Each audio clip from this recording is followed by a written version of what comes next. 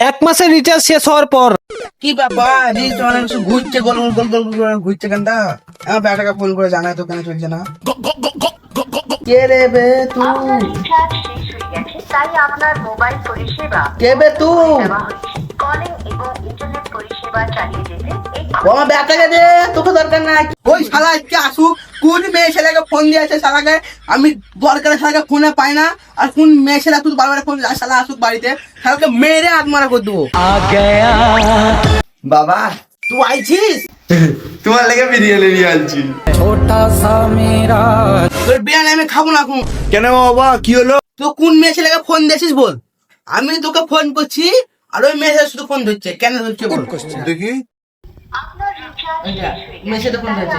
আগো বাবা, তোমার ফোনে রিচার্জ নাই, তার লেগে এই মেয়ে তো তোমার এটা কোম্পানি থেকে কথা বলছে গো। ও তাই নাকি? ও তুমি ফোনে 500 টাকা মারো, দেখবা ঠিক হয়ে যাবে। কিছুক্ষণ পর। রিচার্জ হ্যাঁ রিচার্জ হ্যাঁ রিচার্জ রিচার্জ রিচার্জ। আগো বাবা, তুমি কি করছো?